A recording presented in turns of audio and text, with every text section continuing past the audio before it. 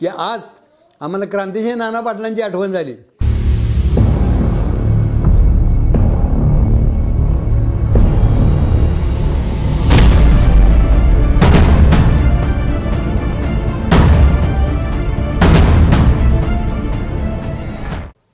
मी बालशिवाजी मंडळाचा अध्यक्ष म्हणून काम करत असताना माझी बरेच वर्षाच्या कालावधीमध्ये बालशिवाजी मंडळाचं 30-35 वर्षे काम करत असताना खेळाडू तयार करत असताना माझी गुरुजींची भेट झाली आणि गुरुजींनी आपल्या बैठकीमध्ये शिवप्रतिष्ठानच्या माध्यमातून असणारी पहिल्या वेळची माहिती, त्यावेळेला मी गुरुजी म्हणत नव्हतो, त्यावेळेला संभारावच म्हणत होतो। तर त्यावेळेला संभाराव ज्यावेळेला माझ्या सानिध्यामध्ये आले आणि एक पहिली बैठक आम्ही घेतली, त्यानंतर 2 ते 3 वर्षे त्यांनी या मोहिमेमध्ये किंवा बाकी ज्याच्यामध्ये तुम्ही सामील व्हा असा प्रयत्न केला, पण त्यावेळेला काय आमच्या हातून घडलं नाही। पण माझी पहिली मोहीम ज्यावेळेला मी गेलो गगनगड ते विशाळगड 17 ते 18 मुलं, त्यावेळेला जात असताना मला एक अनुभव असा आला आहे की ही व्यक्ती एवढी याच्यामध्ये काम करते म्हणजे निरागस, की ज्याला कुठली सत्ता नाही, संपत्ती नाही, ऐश्वर्य नाही, अशी माणूस या ठिकाणी काम करतो म्हणजे काहीतरी लभ्यांश असेल असं मला स्वतःला त्यावेळेला वाटलं। पण मोहिमेमध्ये गगनगड ते विशाळगड या कालावधीमध्ये तिथले अनुभव हा मी तुम्हाला आता विदित करतो का की हा अनुभवच उद्याच्या असणाऱ्या तरुण पिढीला उपयोगी पडणार आहे। 18 मुलं ज्यावेळेला आम्ही चालत होतो त्यावेळेला इतका त्रास मोठा झाला। हा त्रास होत असताना त्या ठिकाणी पहिली मोहिमेचा जो मुक्काम होता, कोदं म्हणून गाव होतं, त्या कोद्यामध्ये प्रचंड थंडी, प्रचंड वारं, अशा ठिकाणी आम्ही ज्यावेळेला थांबलो त्यावेळेला पिशवी कोणती घ्यावी, अन्न कोणतं घ्यावं किंवा पिशवी कशी असावी ही काहीही माहिती नव्हतं त्यावेळेला। पण माझं स्वतःचं त्यावेळेला वजनही मोठं सगळं होतं। अशा परिस्थितीमध्ये आम्ही चालत असताना संभाराव भेडे गुरुजी मला काय म्हटले, रावसाहेब जरा भारभार चाला की। मी त्यांना म्हटलं, संभाराव मी म्हटलं स्वतःवरनं दुसऱ्याची परीक्षा करत जाऊ नका आणि हे तुम्ही म्हटलं हे मोहिमा काढल्यात हे तुम्हाला काही शोभत नाही, काय नाही, म्हणजे अति त्रासाच्या पोटी हे बोलणं झालं। हे सगळं करत असताना 4 दिवसाच्या कालावधीमध्ये ती व्यक्ती एवढी शिकल्या, एवढं सगळं काम करत असताना ती फार मोठी शिकली असं मला स्वतःला काही वाटत नव्हतं।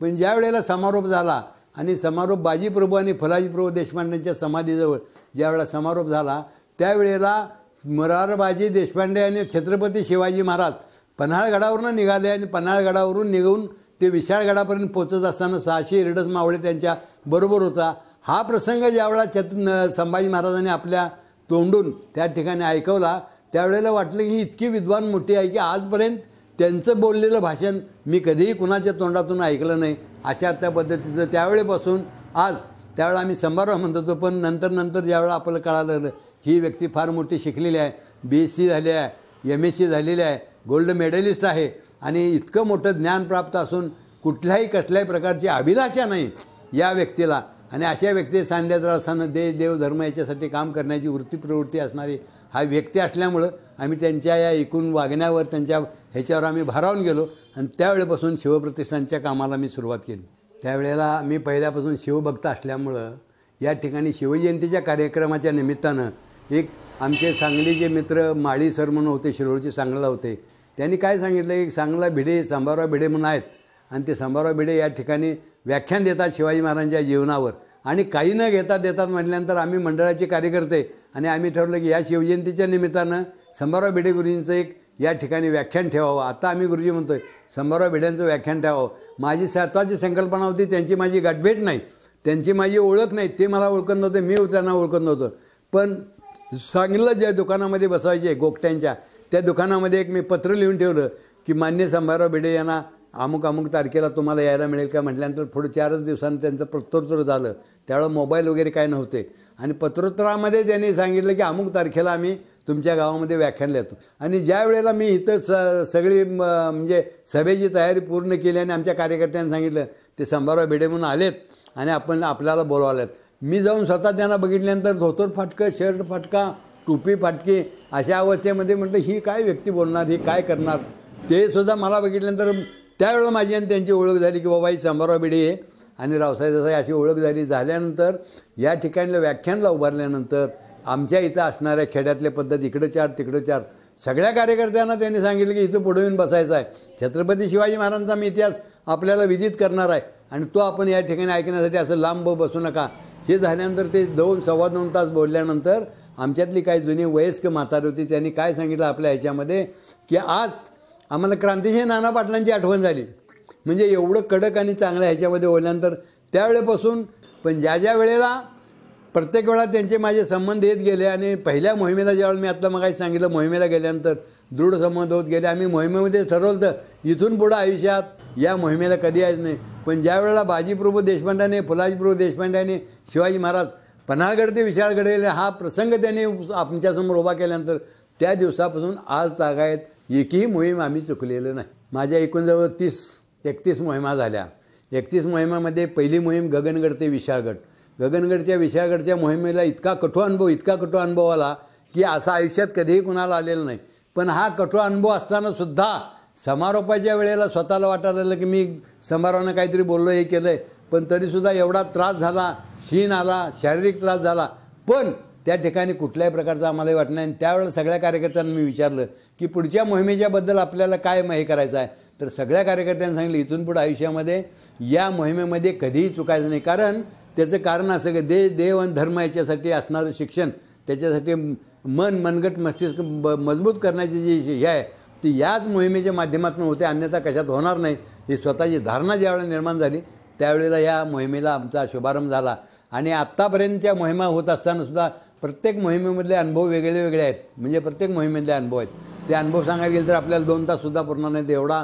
म्हणजे त्या मोहिमेतले अनुभव, गुरुजींचे अनुभव, गुरुजी कसे आहेत, गुरुजींच्याबद्दल असणाऱ्या शैक्षणिक पात्रता काय, विद्वत्ता काय, किंवा बुद्धिमत्ता बोलत असताना गुरुजी किती प्रभावी बोलतात, किंवा एखादी बोलत असतानासुद्धा 8-8, 10-10 वर्षापूर्वी जी एखादी गोष्ट सांगितलेली असेल तर ती आजपर्यंत मी परत ऐकलेलं नाही. तर त्यातलं एक उदाहरण सांगतो. The great of the Shivaji ह्याला म्हणजे राजाराम कॉलेजला एक शिक्षक होते डॉक्टर बाळकृष्ण म्हणून. त्यांनी ती ग्रेट ऑफ द शिवाजी 400 पानाची कादंबरी लिहिली. त्यातल्या 354 पानावरचा एक प्रसंग इंग्लिशमध्ये होता. तो त्यांनी 15 ते 20 वर्षापूर्वी हरुलीच्या या बैठकीमध्ये सांगितला होता. त्यानंतर त्याचं ट्रान्सलेशन मराठीमध्ये केलं आणि मराठीमध्ये करून त्याचा अन्वयार्थ सांगितल्यानंतर सुद्धा जो प्रसंग आजपर्यंत त्यांनी कधीही विदित केला नाही. असे इतके बुद्धिवान म्हणजे सांबाराव भिडे आहेत. म्हणून आम्ही त्यांच्या सान्निध्यामध्ये जास्त आहोत. देश देव धर्माचं काम करत असताना त्यांची असणारी ब्रह्मचर्य वर्ताची ताकद मनानं, नेत्रानं, शरीरानं याच्याकडं पलीकडे जाऊन जे पुढे गेलेत ते त्यांनी त्या ठिकाणी प्राप्त केलं आपल्या संपूर्ण आयुष्यामध्ये. हे म्हटलं तर कुठं चुकीचं होईल असं. वाचासिद्धी, अगदी वाचासिद्धी त्यांना प्राप्त त्यावेळच्या ह्याच्यात. मला ह्या 31 वर्षाच्या सान्निध्यामध्ये सातत्यानं काम करत असताना संपूर्ण महाराष्ट्र, आंध्र, कर्नाटक, गुजरात असो किंवा उत्तर प्रदेश असो, UP असो, MP असो, इथले जे कार्यकर्ते आमच्या सान्निध्यामध्ये आले ते आपलेसे झाले.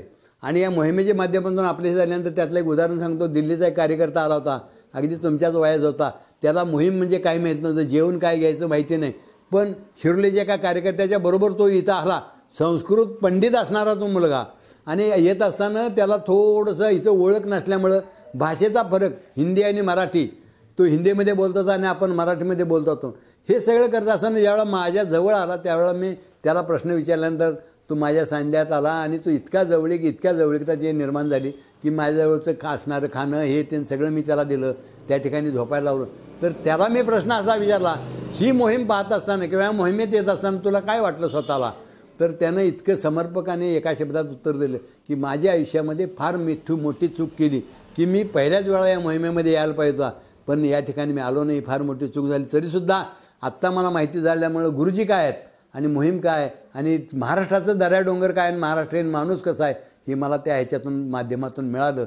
असा तो अनुभव त्या दिल्लीच्या मुलांना सांगितला. तो आजही या ठिकाणी मोहिमेला वगैरे एखादी दुसरी चुकलं तर मध्ये आधी एखादी मोहिमेला तो येऊन जातो. याचं कारण असं की मोहिमेचं साधनच असं आहे की एक वेळा आलेला माणूस त्या मोहिमेशिवाय अन्यथा कुठं जात नाही. आणि मनगट मस्तिष्क मजबूत होतं आहे. आणि दऱ्या डोंगरातनं चालत असताना हवा स्वच्छ, पाणी स्वच्छ, तिथलं एकूण वातावरण स्वच्छ आणि सगळं चांगलं असल्यामुळं त्या व्यक्तीवर एवढा परिणाम चांगला होतो.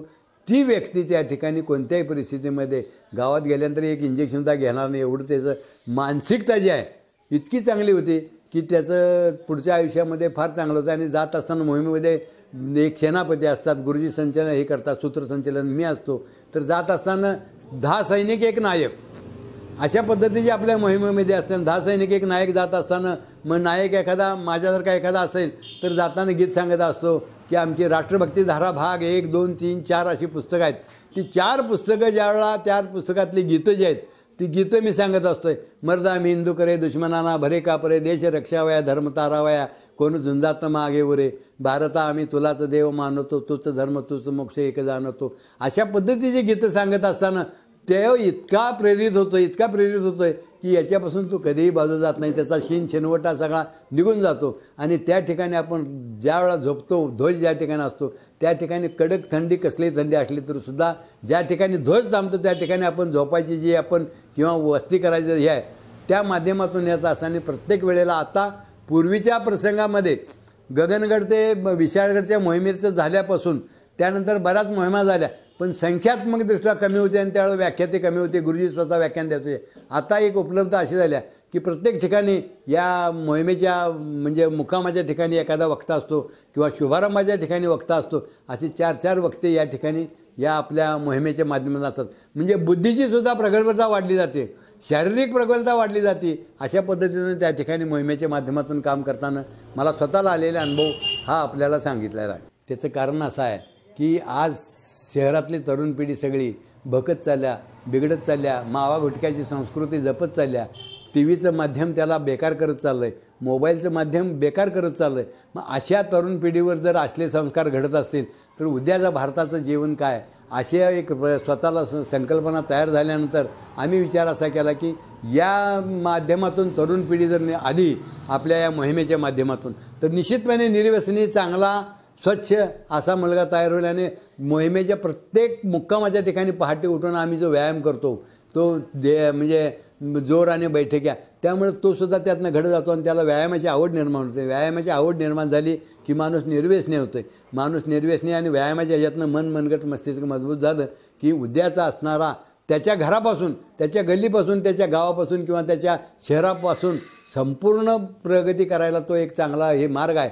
आणि तो मार्ग जर त्या मुलाने अनुकरण केला तर निश्चितपणे उद्याची भावी पिढी चांगली जाईल. आणि हे काम शिवप्रतिष्ठानशिवाय कुणीही करत नाही असं माझं स्वतःचं धारणा आहे. पूर्णपणे छत्रपतींचं जीवनचरित्र हे वाचल्यामुळं, ऐकल्यामुळं मी सातत्यानं महाराजांचं जीवनचरित्र असो, राजा शिवछत्रपती असो, श्रीमान योगी असो किंवा संभाजी महाराजांच्या जीवनावरचे शापित राजवंश असो किंवा अनंत तिबिलेन लिहिलेले शापित राजवंश आणि अमृतगामी म्हणून 800 पानाचा ग्रंथ संभाजी महाराजांच्या जीवनावर लिहिलेला असो, तो अमृतगामी ग्रंथ गुरुजींना अर्पण केलेला, तो ग्रंथ वाचल्यानंतर सातत्यानं वाटलं की अशा पद्धतीचं काम करत असताना छत्रपतीने आपल्या आयुष्यामध्ये 50 वर्ष आयुष्यामध्ये कसं जीवन जगावं हे कसं आपल्या 50 वर्ष आयुष्यात सांगितलं. आणि 1680 ते 1689 या सालामध्ये धर्मवीर छत्रपती संभाजी महाराजांनी कसं मरावं हे आपल्या जीवनामधनं सगळं हे केलं. आणि देव धर्मासाठी पितापुत्रांनी फार मोठं योगदान दिलं आहे. आणि त्या योगदान देत असताना त्या योगदानात आपण महाराष्ट्रात जन्माला आलो ही फार मोठी भाग्याची गोष्ट आहे. संतांची भूमी, शौर्य, धाडस, पौरुष, पराक्रमाची भूमी आपली आहे. आणि ही भूमी जर या पवित्र भूमीमध्ये जर आपल्यासारख्या व्यक्तीनं जर आपण मागं राहिलं तर आपल्याला कुठंतरी हे होणार नाही. म्हणून सातत्यानं एका याच इराद्यानं कोण काही म्हणू दे, कोण काही म्हटलं तर सुद्धा आपल्या कामापासून आपण बाजूला जायचं नाही. चांगलं काम आहे आणि चांगल्या कामासाठी काही जर थोडं आपल्याला लोक बोलणार हे माहीत असून सुद्धा आम्ही का काम करतो तर या ठिकाणी तरुण वर्ग चांगला व्हावा, पिढी चांगली व्हावी या एकमेव उद्देशानं हे सगळं काम करतो. आणि याचं माध्यम असं की माझ्या याच्या आयुष्यामध्ये मी खेळत असताना असो किंवा शिकाराच्या माध्यमातून असो माझंसुद्धा मन इतकं चांगलं खडतर आणि हे झालं. खडतर जीवन, खडतर आयुष्य कसं जगायचं असेल तर त्याला मोहिमेतच यावं लागतं. आणि एक वेळा मोहिमेला आला की तो आपोआप त्या ठिकाणी चांगला तयार होता असं माझी स्वतः धारणा होऊन मी त्याच्यामध्ये भाग घ्यायचा ठरवला आणि करतो. यंदाची येणारी मोहीम 27 जानेवारी शुभारंभ राजगड ते रायगड अशी मोहीम आहे. म्हणजे मड्या घाटाच्या मार्गे जाणारी मोहीम आहे. रायगड का घेतले याचं कारण सांगतो. राजगड इतका प्रगल्भ आहे. महाराजांनी 32 वर्ष आयुष्य त्या राजगडवर काढलं आणि वरच्यावर राजगड 21 किलोमीटर आहे लांबीचा, उंचीचा. आणि त्या ठिकाणी सगळ्यात महत्त्वाचं म्हणजे संभाजीराजांच्या आई ज्या सईबाई मासाहेब आहेत त्यांची समाधी त्या ठिकाणी. त्या समाधीचं दर्शन छत्रपतींचं असणारं किल्ल्यातल्या ह्याच्यातलं बालेकिल्ला म्हणून तिचं वर आहे, 200 फूट वर आहे त्या गडावरून. तर तिथंसुद्धा त्या महाराजांचं सानिध्य 32 वर्षे, जिजाऊमांचं 32 वर्षे सानिध्य. आणि त्या सानिध्यामध्ये एवढी मोठी संख्या आमची यावेळा झाल्या मोहिमेमध्ये. मागच्या वर्षी 1 लाख संख्या समारोपाला होती, तेवढीच संख्या यावेळेला होणार. मग एवढी संख्या त्या गडावर राहणार आणि त्या गडाचं ऐतिहासिक महत्त्व ते 32 वर्षाच्या कालामध्ये महाराजांची भरभराट झाली त्या गडावर. आणि म्हणून त्या गडावरनं राजधानीपर्यंत म्हणजे ज्या गडामध्ये शुभारंभ त्या गडामध्ये ज्यावेळेला महाराजांनी शेवटचा श्वास सोडला, चैत्र शुद्ध पौर्णिमेला 12:03 त्यांनी देह ठेवला, त्या गडावर शिवाजी महाराजांनी राज्याभिषेक 1674 6 जून 1674ला केला. त्या 6 जून 1674ला शुभारंभ म्हणजे राज्याभिषेक झाला. त्या गडावर दर्शन घेण्यासाठी सगळी पिढी गेल्यानंतर सुद्धा प्रगल्भ असा मोठा गड आहे आणि त्या ठिकाणी ऐतिहासिक वारसा महाराजांनी त्या ठिकाणी निर्माण केला आणि त्या गडावर आपण दर्शन घ्यावं. आणि हा एकमेव उद्देश म्हणून 26 जानेवारीला आमच्या इथं ध्वजवंदन करून 26ला 10 10:30 11ला आपण इथनं गावातनं निघणार आहे. किमान 5 ते 6 तास राजगडवर जायला पोचायला आपल्याला वेळ लागणार आहे, कारण नसरापूर फाट्यापासून 35 किलोमीटर राजगडाचा आहे आणि त्या गडावर जायला वर चढायला किमान 2 तास लागतात.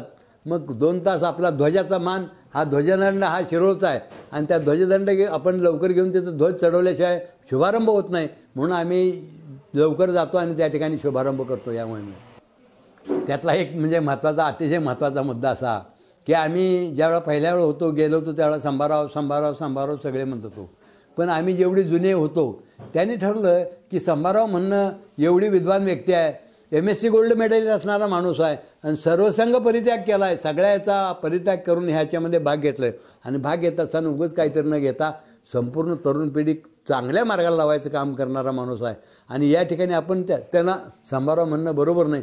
आणि मग सगळ्यांनी ठरवलं की आपण संभाराव न म्हणता गुरुजी म्हणून आपण या ठिकाणी हे करूया. आणि मग त्यावेळेपासून सगळेच गुरुजी म्हणाले. आमच्यासुद्धा आता तोंडात गुरुजी आहेत. पूर्वीचे संभाराव आमच्या तोंडातनं गेले, आता गुरुजीचा आम्ही हा त्या ठिकाणी वापरतो. म्हणजे मी त्यांना गुरु मनानं मानलेला आहे की बाबा असला माणूस आपला गुरु असणं फार मोठं भाग्यवंत आहे, कारण मनानं नेत्रानं शरीरानं याच्या पलीकडे गेलेलं ब्रह्मचर्य व्रत त्यांना प्राप्त झाल्यामुळं, त्यांची वाचासिद्धी त्यांना प्राप्त झाल्यामुळं, गुरूंच्या बाबतीत जर सांगायचं झालं तर गुरूंसारखी माणसांच्या सान्निध्यामध्ये आम्ही गेलो हे आमचं भाग्य म्हणून आम्ही गेलो असं मी स्वतःची धारणा आहे. आणि आम्ही गेल्यामुळं सुद्धा या ठिकाणचे कार्यकर्तेसुद्धा फार मोठ्या प्रमाणात की गुरुजींना मानणारे आहेत. गुरुजींना म्हणजे 3 संप्रदायामध्ये एक पैलवान संप्रदाय पायाला हात लावून नमस्कार करतो वस्तादाच्या, एक वारकरी संप्रदाय पायावर डोकं ठेवतोय आणि आमचा धारकरी संप्रदाय हा पायावर डोकं ठेवून नमस्कार करतोय. आम्ही सुद्धा गेल्यानंतर पहिले गेल्याबरोबर गुरूंच्या पायावर डोकं ठेवून नमस्कार करतो, आशीर्वाद घेतो आम्ही. मग काही वेळा म्हणतात की बाबा रावसाहेब कशाला काय अमकं. त्यातला एक प्रसंग म्हणून सांगतो. पहिल्या मोहिमेतला तुम्हाला सांगता राहिला, गुरुजी ज्यावेळेला समारोप झाला त्यावेळेला मी गुरुजींना काहीतरी बोललो होतो. मी एसटीतनं उतरलो आणि परत संभाराव म्हटलं माझ्याकडे चूक झाली आहे केल्या म्हटल्यानंतर मी त्यांच्या पाया पडताना मला उठून गळ्याला मिठी मारली. आम्ही दोघे त्यावेळेवर रडलो तिथं. मला सांगायचं तात्पर्य काय, एवढं त्यांच्यामधलं असणारं जे एक हे आहे, प्रेम आहे, शक्ती आहे, सामर्थ्य आहे, ती सामर्थ्य त्यांच्या वाचेतून, त्यांच्या वाणीतून, त्यांच्या कृतीतून ह्या प्रत्येक वेळा आपल्याला पाहायला मिळालं. आणि तेच आमचं दृढ इतकं होत गेलं नातं की आज प्रत्येक गोष्ट, आज शिवप्रतिष्ठानच्या वतीनं काम करत असताना मी त्यांना कधीही मला अध्यक्ष करा किंवा मला पालक करा किंवा आणखीन काय मला करा अशी कधीही केलं नाही. पण विजयदुर्गवर त्यांनी जाहीर केलं की आज या ठिकाणी शिवप्रतिष्ठानचा अध्यक्ष म्हणून रावसाहेब देसाईंना आम्ही नियुक्त केलं. सगळ्यांनी टाळ्याचा गजर केला की ज्यांना जे आवडतं आहे. मग म्हटलं गुरुजी कशाला काय केलं नाही, म्हटले रावसाहेब तुमच्याशिवाय मला कोण दिसत नाही. म्हणजे एवढी त्यांची श्रद्धा माझ्यावर आहे. आणि ह्या श्रद्धेचं एक फलित म्हणून आता सुवर्ण सिंहासन 32 मानात सुवर्ण सिंहासन. आता तुम्हाला पटणार नाही की त्या सिंहासनासाठी बॉडी नियुक्त करावं लागते, म्हणजे ट्रस्टीची, त्या ट्रस्टीची बॉडी नियुक्ती केली आणि त्या बॉडीचा अध्यक्षसुद्धा मीच आहे.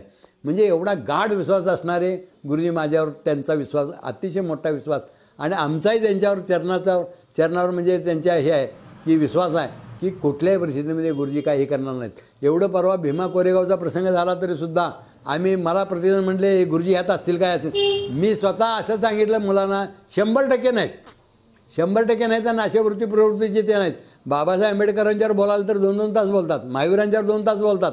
म्हणजे एवढी माणसाची बुद्धिमत्ता असणारा माणूस या मार्गाला कधी जाणार नाही. एवढंच मी सांगितल्यानंतर बऱ्याच मुलांचा माझ्या बोलण्यावर विश्वास पटला नाही. पण ज्यावेळेला प्रत्यक्षात गुरुजी ज्या वेळेला जयंत पाटलांच्या आईंच्या रक्षा विसर्जनाला गेलते, हे ज्यावेळेला प्रसिद्ध झालं त्यावेळेला सगळ्यांना कळालं की बाबा तुम्ही म्हणताय ते बरोबर आहे. म्हणजे एवढा गाढ विश्वास असणारा माणूस माझ्या याच्या हृदयामध्ये असल्यामुळं मी त्यांना काही त्या बाबतीत म्हणजे कुठं कमी लेखत नाही. एखादी गोष्ट कुठली असली तर सांगतात, जाता बोलतात गुरुजी. म्हणजे सहज आम्ही चाललो तर सुद्धा. आणि त्यांच्याकडे एक अशी हे आहे की माणूस ओळखायची फार मोठी कला आहे की बघितल्यानंतर माणूस काय वृत्तीचा आहे, काय प्रवृत्तीचा आहे हे सहज बोलून जातात. आणि इतकं ते त्यांच्यामध्ये आहे. 2-2 दिवस जेवले नाहीत तर बाबा मला भूक लागल्या, मला जेवणार आहे, ही भाषा कधी तोंडात असणार, एक तांब्यावर पाणी प्यायचं आणि झोपून टाकायचं, एवढी मोठी म्हणजे त्यागातून निर्माण झालेली त्यांची मूर्ती आहे. म्हणून आपण त्यांच्याशी एक निष्ठेनं किंवा ते आमच्याशी माझ्यावर असणारे गाढ श्रद्धेच्या पोटी ते मला मानतात. आज 30-31 वर्षे मोहिमेच्या माध्यमातून काम करत असताना मला स्वतःला आलेले अनुभव आणि स्वतःच्या अनुभवाच्या जोरावर मी आत्तापर्यंत या प्रतिष्ठानच्या माध्यमातून या अध्यक्षाच्या याच्यापर्यंत येऊन पोचलो. म्हणून मला त्याच्याबद्दल हे नाही. पण आज असणारी तरुण पिढी जी आहे ती मी मगाशी सांगितलं मावा गुटखा संस्कृती जपणारी आहे, व्यायाम न करणारी आहे. या माध्यमातून आल्यानंतर चांगल्या सदासंगती सज्जनांचे घडो सृजन वाक्य कानी पडो. चांगलं ऐकायचं असेल, चांगलं बोलायचं असेल, चांगलं शिकायचं असेल तर चांगल्या व्यक्तीच्या सानिध्यामध्ये राहिलं तरच आपण बोलू शकतो, नाही अन्यथा काही बोलू शकत नाही, करू शकत नाही. या मोहिमेच्या माध्यमातून ज्यावेळेला अंथरून पांघरून जेवण 4 दिवस पाठीवर, त्या महाराजांच्या गडकोटामध्ये महाराजांची जी विद्यापीठ आहेत ती गडकोट ही महाराजांची विद्यापीठ आहेत आणि त्या विद्यापीठातली माती आपल्या डोक्याला लावून कपाळाला लावून या ठिकाणची तीच माती थोडी चिमटभर आपल्या तोंडात टाकल्यानंतर निश्चितपणे मी असं म्हणणार नाही की सगळेच ताबडतोब शिवाजी होतील असं म्हणणार नाहीत, पण की त्या ढवळ्या शेजारी पवळा बांधला वान नाही गुण लागला तसं महाराजांचा जीवनाचा, महाराजांच्या विद्यापीठाचा अभ्यास, महाराजांच्या विद्यापीठावर जर आपण गेलो तर निश्चितपणे त्या वृत्ती प्रवृत्तीत बदल झाल्याचा राहणार नाही आणि तो बदल व्हावा मुलांच्यामध्ये आणि ही तरुण पिढी चांगली घडावी. म्हणून मी आव्हान सगळ्यांना करतो की या वर्षाच्या गडकोट मोहीम जी आहे राजगड ते रायगड या मोहिमेला संपूर्ण आपण येत असताना की चांगल्या वृत्तीने प्रवृत्तीनं आपण तिथं यावं अशीच मी सगळ्यांना एक विनम्र प्रार्थना